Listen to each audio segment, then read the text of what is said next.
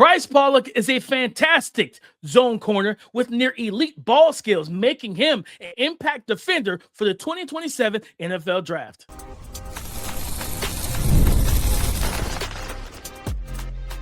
You are Locked On NFL Draft, your daily podcast covering the NFL Draft. Part of the Locked On Podcast Network, your team every day. Welcome back to the Locked On NFL Draft Podcast. I'm Damian Parson. That's Keith Sanchez. And on today's episode, we're breaking down the game for Texas Tech CB1 Bryce Pollock. We're going to explain the grade, give you any comps that may come to mind. We're going to talk about the concerns with this game heading into the 2026 college football season. But as always, we'd like to start the show off talking about the pros, the good things, the good news. We start with that first. Guys, targeted 69 times last year for an elite Texas Tech defense, allowed 35 receptions. He had 6 PBUs, 5 interceptions. He is listed at 6 foot, 195. Keith, I think this is a guy that zone teams, to me, are going to be fond of in the NFL. I think he could be a high-end zone corner. But let's talk about what's some of the things that stood out to you when you watched Bryce Pollock on film. Yeah, you'd say 2 words: ball hawk, ball hawk, ball hawk, right? 2 words, and you say it 3 times. This young man understands route recognition. He understands how to bait quarterbacks. He understands how to track the football, understands locating the football, understands catching the football, coming down with it. I was impressed with him watching him. He can ball, DP. He can ball, and I agree with you that teams that run a lot of zone, whether, cover 3, cover 2, whatever that may be, he's going to be high on their board. He's going to sit high on their board. And there's a difference. I will say this, that obviously I prefer man-to-man corners, right? When I'm talking about draft prospects, things like that, I think they're the more rare prospects to find.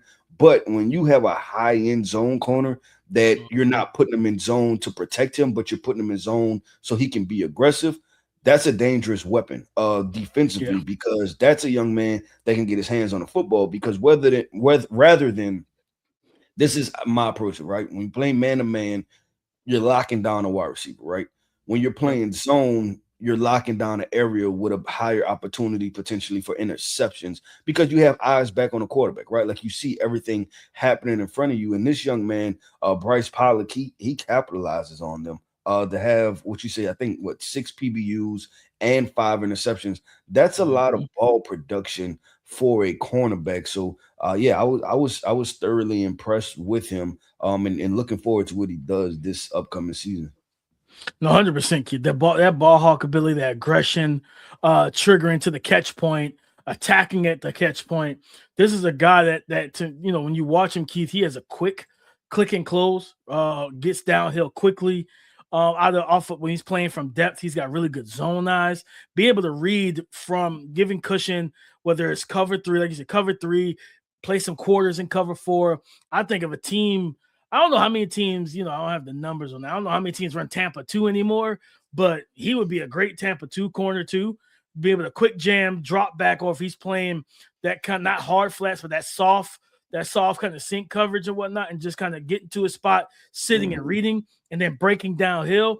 So we talked about it with Damian Brown on yesterday, Keith.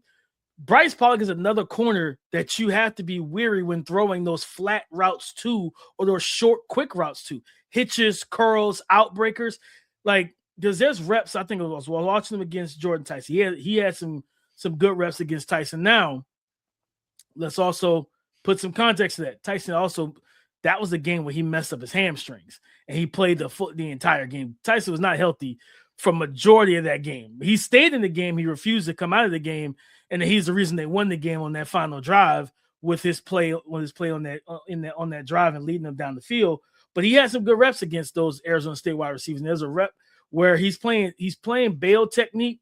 They run the out route, and you just see him just real fluid, flip his hips, turn, and get downhill. And I'm like, Sam Levitt, I think it was Sam Levitt. He didn't throw the ball, and I was like, I'm glad you didn't throw it, because that might have been a pick. You know what I mean? So he's got really good football IQ. The instincts are there. And like you said, Keith, in the NFL and today, again, he's listed at 6 foot, like 190 and everything. When you got guys that can play high level zone, like that's a chef's kiss situation. You know what I mean? You look at Quignon and Cooper DeJean going to Philly, and how I think it was their first year they won the Super Bowl. You know what I mean, after being drafted and everything. That was what year after they drafted, I think, Jalen Carter and whatnot. So like getting guys and fitting them into schemes. Bryce Pollock, man, like the ball skills, the awareness, then also ability to pass off routes. Because that's a big thing. I think Stephon Gilmore talked about that. Like, it's harder to play man, I think, to your point. Playing man is more difficult. It takes more energy. You got to it's more physically difficult. Meaning that you have to have the physical tools to do it, right? Like that, like those are you like to play man to man, you be on the brink of an elite level athlete. Yeah, like you got to be able to play at a high level again. And like I said, it's physical it's taxing as well. Running, taking a guy and running with him 60 yards on the field, making it back to the huddle and then running another play right after that. You know what I mean? You don't know what route's coming at you from that standpoint. Where zone, it's a lot of communication. I remember when Stephon Gilmore left Buffalo, went to New England, and early in that season, they were struggling. He was struggling. And I think they had a Thursday night football game against Tampa Bay. I think he went into. He said after the game, I went into that game and I basically he pleaded with Coach Bill Belichick, let me play my game, let me shadow Mike Evans.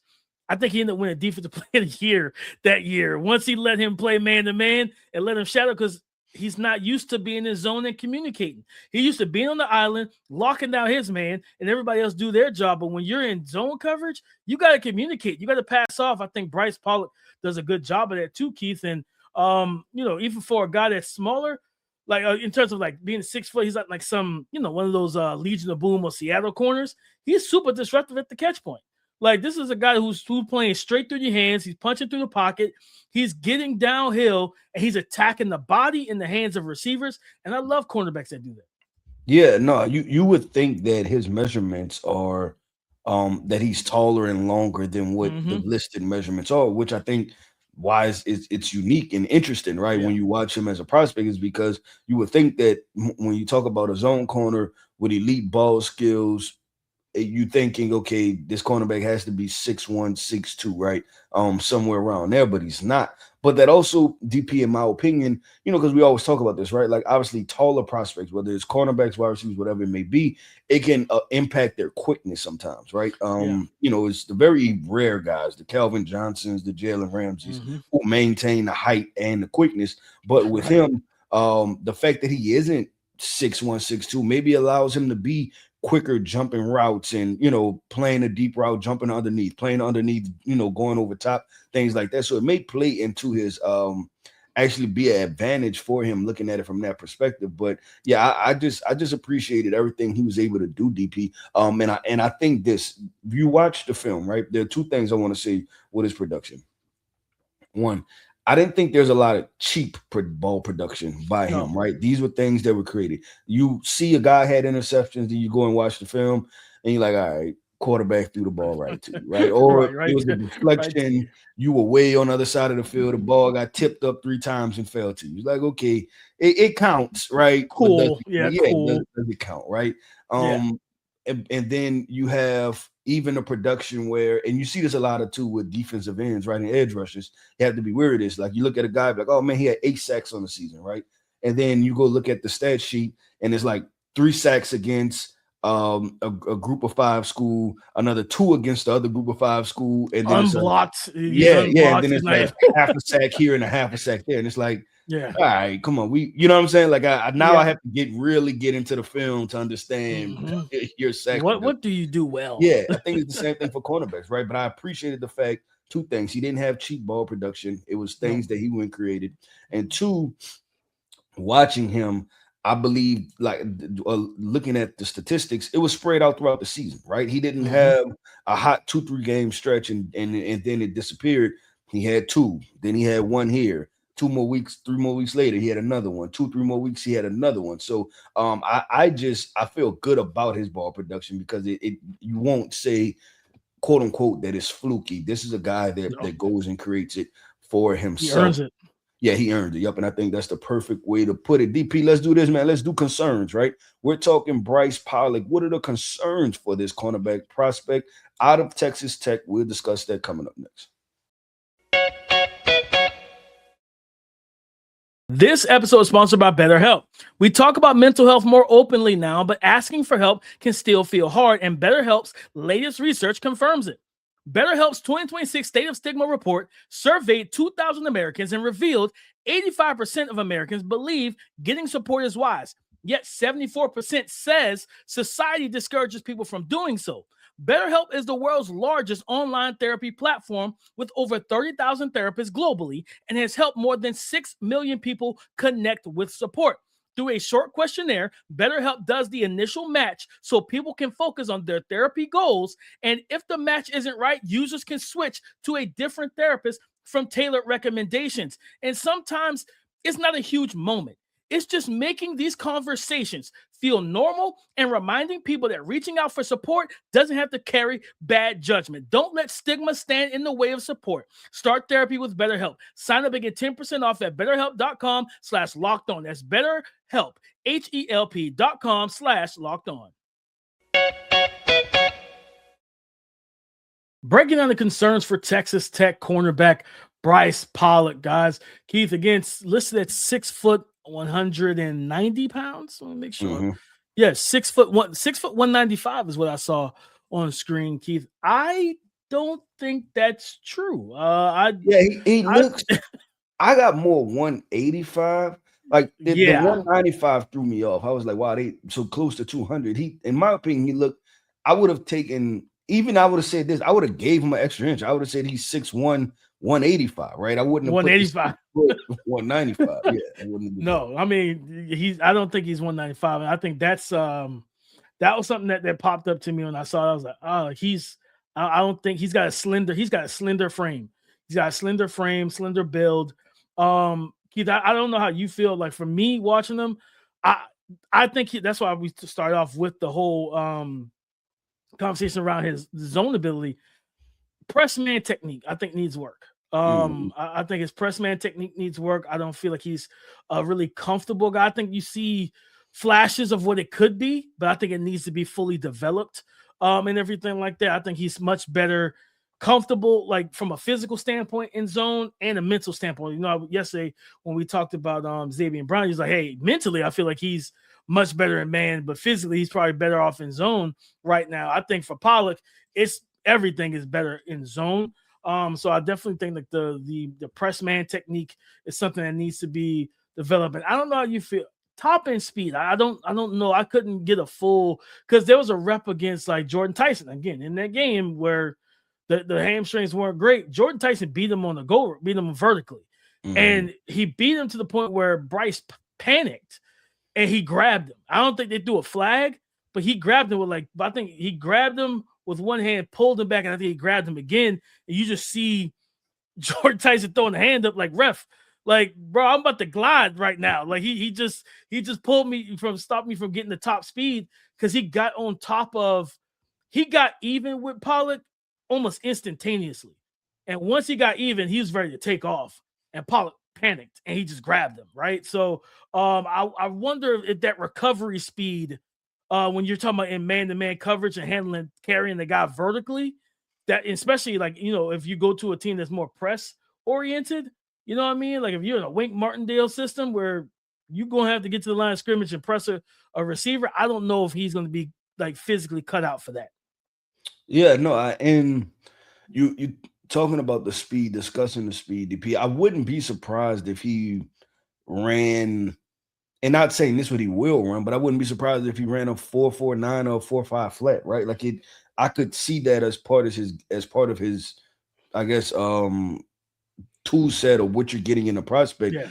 Because he is a heavy zone corner, I thought that he was a guy that appeared to be quicker than fast, right? As far as like straight line fast. So I'm with that. And then, like you said, you discussed the size part. I'm with you 100% on that. How does that translate to tackling, holding up on the outside? Even when you have situations where, you know, if you go to a defensive scheme that plays mixed man and zone, do I have to be concerned as a defensive coordinator on your man reps and be like, uh-oh, you know, right? Especially, you know, you deal with a Mike Evans, you deal with some of these big wide receivers that you're not technically sound, and it's a situation where I'm not sure how big and strong you are to, you know, to consistently be physical.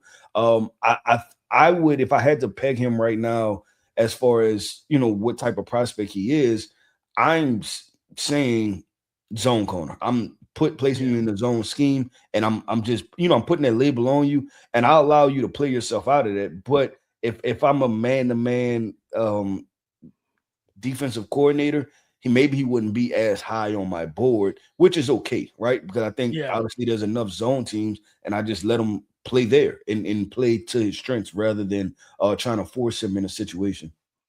Yeah, 100%. I mean, because it's just when I saw the body type, and that's why I think, like, to your point too, Kid, I'm with you.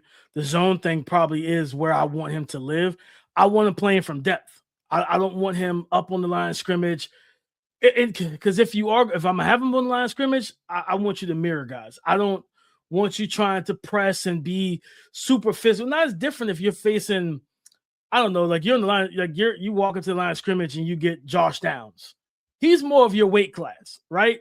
Like I feel like, okay, yeah, I can. Now Josh Downs is quick as a hiccup, so you got to be quick with your feet and your hands in that situation. You know what I mean? So that's the two-edged sword. It's like big receivers gonna overpower you. Quick guys can move you.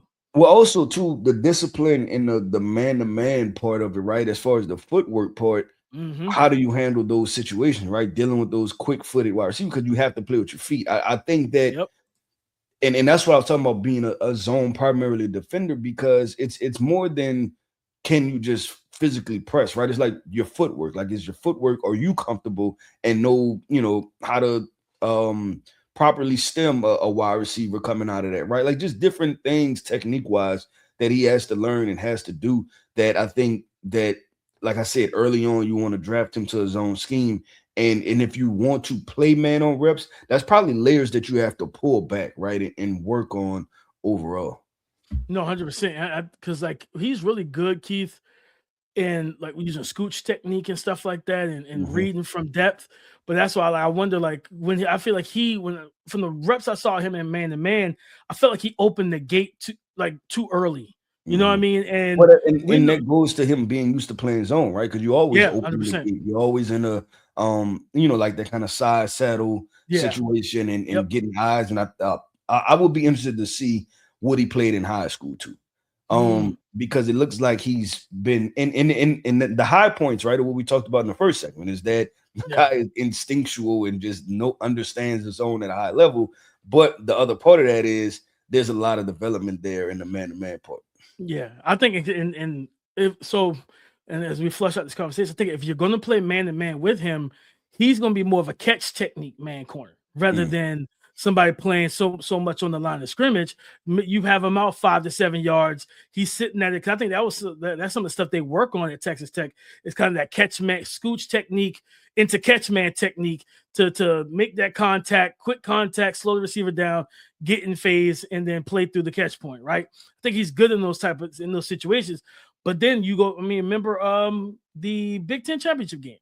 Right, D'Angelo Pons playing catch technique against Jeremiah Smith, and Jeremiah, I think he's probably running at 22 miles per hour at that moment, and he ran straight through the catch technique. Right, and so that was the part I was going to get to with the lack of, if there's a speed concern, you got to think most of the time, the wide receivers have momentum, right, moving forward, and then the cornerbacks are kind of coming from a very awkward stance to where if you're running a vertical route, your cornerback better be able to run, right? And I'm not saying a 4.49 speed. He better be a 4.4 flat athlete, because he's going to have to catch up with those guys like Jeremiah Smith that's getting vertical up the field. Absolutely. So that's even could be a difficult situation. And I think sometimes it is very difficult for corners. I understand that if you're playing the sticks and you think that, this wide receiver is potentially going to run a shorter intermediate route, cool catch technique, expect them to break. But if you playing a guy that can get vertical on you and a high level athlete, then you're still in trouble. You're in a lot of trouble. You're definitely in trouble. You're in a ton of trouble playing in that situation. So we'll see how that goes. But DP, let's do this, man. Let's go ahead and drop the draft grade for Mr. Bryce Pollock, the cornerback out of Texas Tech. Let's discuss that coming up next.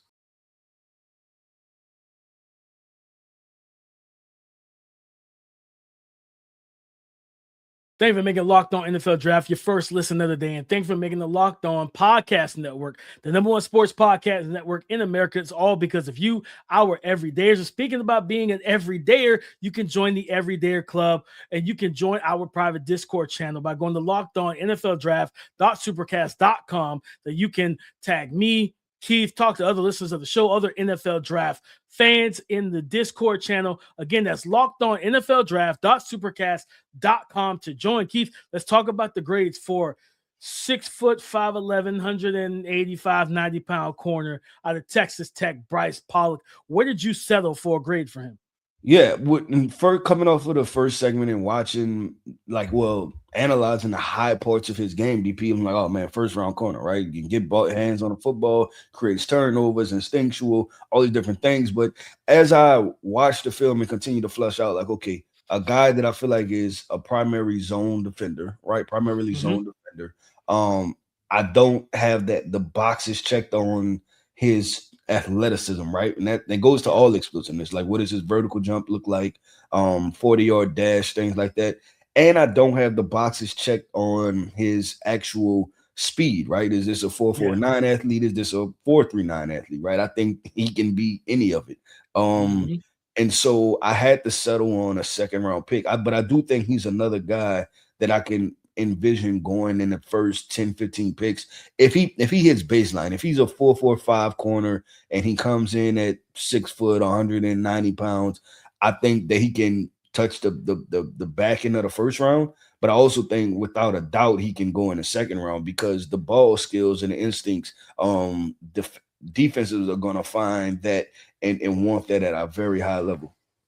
No, 100%, Keith. I'm with you. I had a similar to Damian Brown. I had a late first, early second on him. I think everything you said is true. Like, this is a guy that could end up being in that realm of that late first situation. And like you said, the instincts, the ball skills, the ability to make plays from depth and read and react, the football IQ, all of those things are there. But now we got to see, how does your game physically translate? What in this season now, again, as we've been talking about, and I've been talking about all summer since we started summer scouting, the spotlight is bigger now for a lot of these kids. For a lot of these young men, it's not, hey, I'm unknown, nobody knows who I am, and I'm just playing underneath the radar.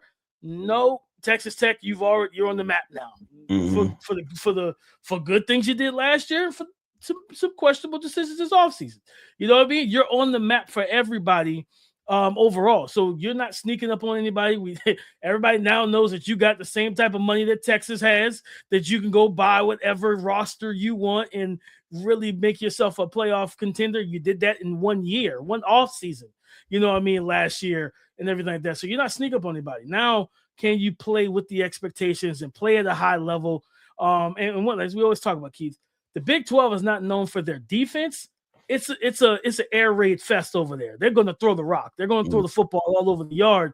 You're going to be targeted a decent amount, probably a large amount, just because of the fact that they throw the ball so much. So being able to hold your own, knowing you're going to see those targets and see that type of action and everything in the Big 12 is going to be big for him, Keith. And again, like the body type, the lack of muscle mass and being a little bit more wiry and thin. Because I think you talked about it, like how is it going? I think in the last segment, talking about, hey, how is it going to hold up as a tackler? He plays like with the right mindset as a tackler, stock blocking, attacking downhill. But it's like, again, so like we talked about the running backs, you can run physical and run hard. Does your body hold up to that run style? And for him, like, hey, he triggers downhill. Like, he's one of those guys that you have to tell him. I think he has a mentality. You have to tell him he's not 6'2", 210, and he's not built like Tariq Woolen and Richard Sherman and, Brandon Brown. Like, he's not built like that. You have to tell him that because he plays like he is of that size and of that body type. But can your body hold up with you trying to tackle out there? Because remember, we had that conversation last year about Travis Hunter.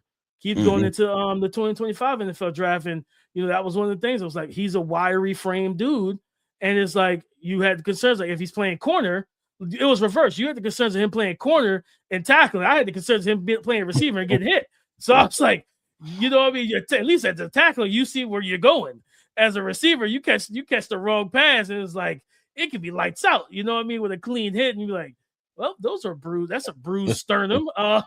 You know what I mean? Because he doesn't have that. I mean, he's bulked up now, but last year coming into the draft last year, so definitely a guy. I was struggling with comps, Keith.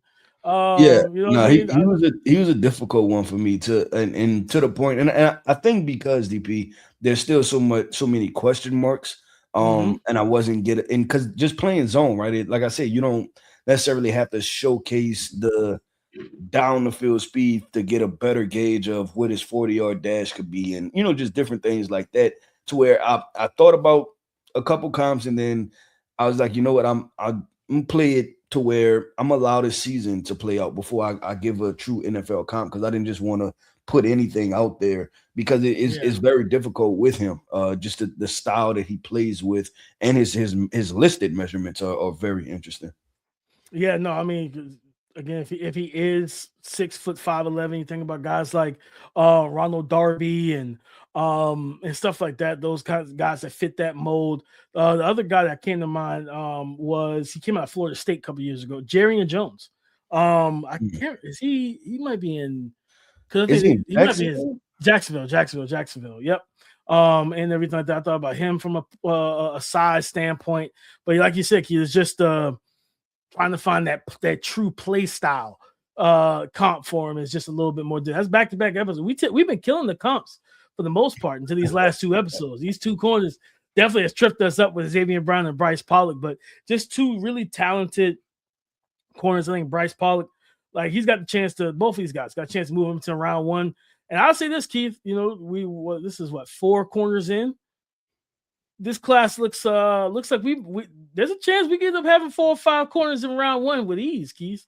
Yeah, I mean, it's still early, right? Like, even last year, and it's always, every year is those late guys. Like Maxwell Harrison, I think went in the first round to the Buffalo Bills. He wasn't a guy that was identified to very late in the process. Chris Johnson was a guy that made his money after Senior Bowl, similar to Maxwell Harrison. So I feel much better, DP. And you know how I felt about last year's class. I was out at the beginning. I was out at the end. I was never in. He was never in. this class I feel much better about after I watched it. Yeah, no, I like this class. I think this class it's got me excited for college football to see because I hope that they take that step that we talked about, cleaning up some of the things. Because again, if you tweak some things for Damian Brown, get a little bit more patient, a little less aggressive, like find that even keel playing style, and everything like that for round one tag. You know what I mean? Especially if you go and test the way we believe you could test. With Bryce Pollock, same thing. Even getting better in those man-to-man situations, and things of that nature. Now you're in round one, and that would give us 4 first-round cornerbacks off the rip, and we still got, the whole class to roll through. Yep. A whole like, I'm looking at the list of corners, like it's a ton of them, man. Like, you know what I mean? John Tez Williams, who's at USC, transferred from Iowa State and everything. What's the kid named Jair Hill from Michigan? Kelly Jones. Like, it's a lot of DJ McKinney, who's not at Notre Dame, who left Colorado. It's a lot of corners that could really end up hearing their names called, if not night 1, night 2 of the 2027 NFL draft.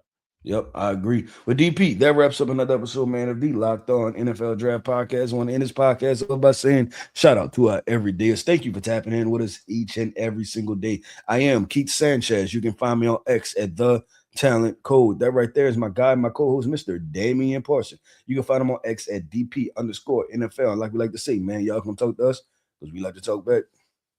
Go subscribe and follow for free on YouTube, wherever you listen to podcasts, to get the latest episode as soon as it's available. On tomorrow's show, we're going to close this thing out with one more corner. That's Kelly Jones. I believe it's Kelly Jones from Mississippi State. 6'3", 200-pound corner. We're going to break down his tape on tomorrow's show. So come and join the conversation again tomorrow on the Locked On Podcast Network, your team every day.